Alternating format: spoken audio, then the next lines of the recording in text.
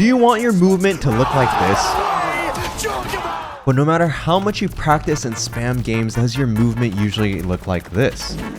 Hey guys, it's Konpeki here, and today I'm going to break down 4 movement secrets that pros don't talk about, including the exact movement drills that I've taught hundreds of students to help them reach Immortal and Radiant. I haven't seen other coaches explain some of these topics in detail, so make sure to watch till the end. So let's start with our first secret, one that might completely change the way you think about counter-strafing. Counter-strafing is a movement mechanic originated from Counter-Strike that allows you to stop and shoot fast by tapping the opposite movement key. You might have heard before that counter-strafing doesn't actually make you stop faster in Valorant compared to simply releasing the movement key. But there's a problem. Why do pros still counter-strafe in Valorant? Is it just a leftover habit from CS? Not quite. In CS, counter-strafing was essential because movement had momentum. You had to press the opposite direction key to cancel your momentum and to stop cleanly. But Valorant is different. Just letting go of the movement key stops you instantly. And because of that, many think that counter-strafing doesn't do anything. But here's what most people miss. It's not about stopping faster, but it's about control. Tapping the opposite key helps you be more precise with your movement. It helps you stop exactly when and where you want, which is huge for peeking and micro adjustments. It's like pressing a confirm button before taking the shot. That little tap locks your movement in place and makes your aim more consistent. Don't believe me?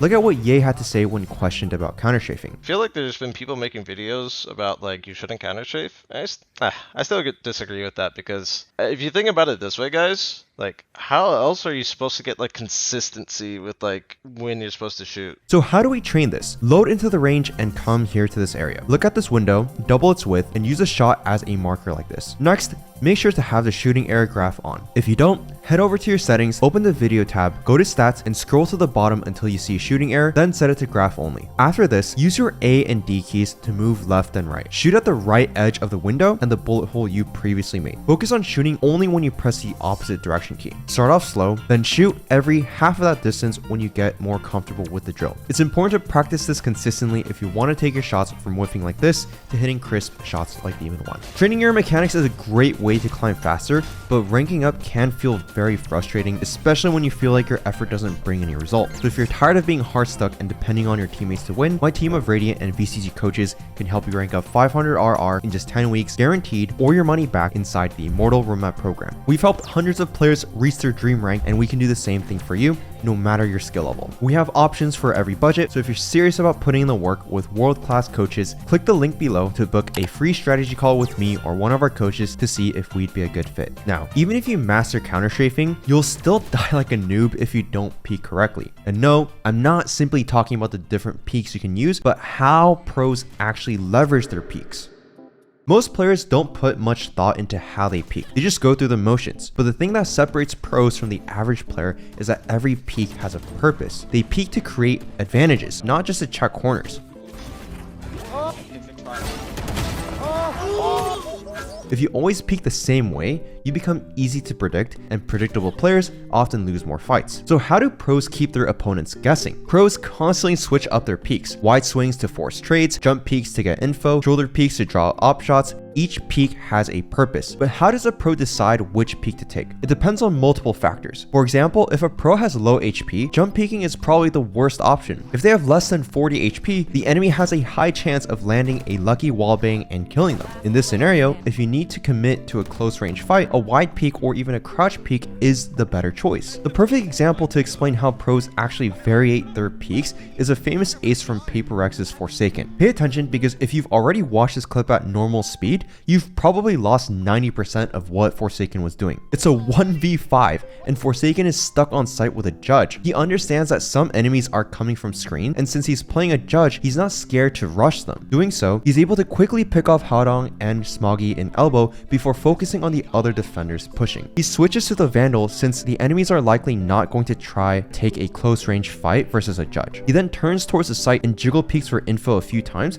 until he spots 2 enemies running at him. First, he moves back and crouches to isolate nobody who is running at him. After this, he decides to do a normal peek, but once he notices 2 players, he decides to wide swing and take cover behind the wall for a second. Doing so allows him to isolate the 1v1 with Kong Kong. After securing the kill, he's low HP, so he decides to hug the wall and wait for the timing. He then swings Chichu for the final kill and wins the round. This insane level of thinking shows you have to consider factors like how much HP do I have, which gun am I using, or how many enemies might I swing into. I know it can be overwhelming to try to incorporate all of this at once, so next time you can try to think through these questions even in just a 1v1 setting and acclimate yourself to think and react automatically in these gunfights. Eventually, with enough time and practice, you'll be able to peek angles automatically even in 1v5 scenarios like Forsaken. Now, peeking angles with intention and variation is a big part of winning gunfights, but if you really want to incorporate good movement to your aim, you need to understand this next tip. Here's something pros often don't mention. Aiming at your enemy is only half the fight. The other half, using your movement to do the aiming for you. Most people think that in order to get headshots, you have to flick or microadjust every single time to your opponents. But what if I told you that in many situations,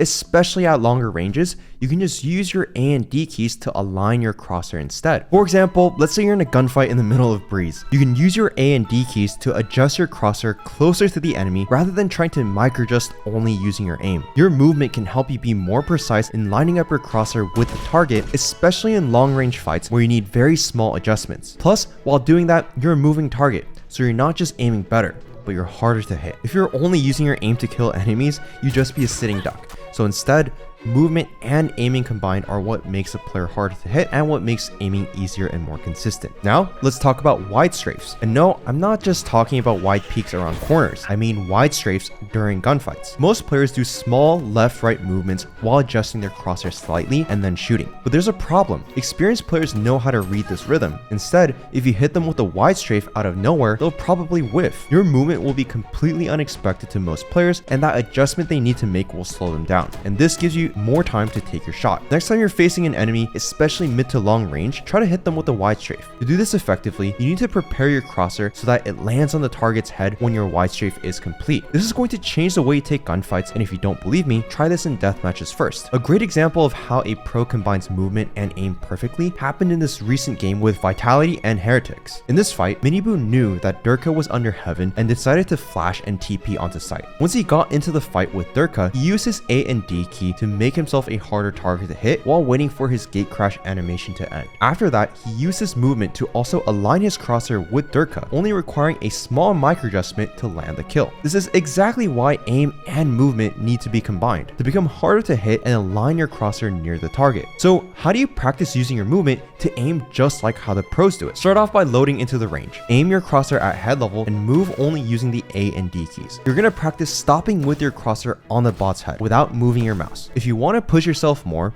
you can also do this with bots on easy mode. Overflick towards the bot that spawns and then use just your movement to adjust your crosshair onto the bot's head. After the crosshair is lined up, shoot one bullet and repeat this for each bot that spawns. If you feel unchallenged, you can try this with medium bots too. It's not going to be easy, but the main plan here is to practice aiming with your movement to develop a well-rounded aim. Okay, now that we've covered aiming with our movement, you might be thinking, as long as I get my movement and aim combined perfectly, I'll win every fight, right? Wrong. If you're still using your crash key without intention, you could hinder your progress. Crashing has been a hot debate since Valorant's release. Most people focus on why it's bad, but very few people talk about when it can actually be useful. You might have noticed that pros like Durka and Primi crouch often, but what you don't understand is that the difference lies in when and how they do it. That's what separates you from the pros. So when should you actually use crouch? The best time to crouch while spraying is at short to medium range. If you try to crouch spray from a long distance, it's hard to control your recoil and much easier for enemies to hit you. That said, crouching isn't always bad at long range. If you're tapping or bursting with the Vandal, lightly tapping crouch makes your bullets more accurate and it can make you a tougher target, especially if you combine it with off angles. When crouched in an off angle, you force enemies to adjust their crosshair down, which throws off their aim. Combined with an unexpected position, this can win you some fights. But crouching isn't just for holding or spraying. It can actually be a strong tool while peeking. Instead of peeking while standing, where most players are already pre-aiming, try to change it up. As you swing the angle, crouch just before you clear, and this will force your opponent to have to adjust their crosshair lower mid-fight. Even if their crosshair placement is solid, their brain still needs time to react to the change in height, and that delay is your window to win the duel. Crouch peeking fast like Primi isn't easy. To get the timing right, try to practice this drill. Load into the range and select practice spots. Find cover spots like behind this box or either side of the entrance. The key is to start crouching right before you swing into the open. Do this for a few minutes until you get the timing right, but just be warned, applying it against real opponents is going to be much harder. You'll need to crouch peek and flick to the targets that are moving, so once you're confident, switch to strafing bots for a more realistic challenge. After that, load into team deathmatch and practice your crouch peeks. At first, you might mess up and crouch too early or too late, but with enough reps, it becomes second nature. And once it clicks, you'll start hitting crisp shots just like Primi does here. If you enjoy these tips, you might also appreciate this other video we made about movement, so go check that out as well. Thanks for watching.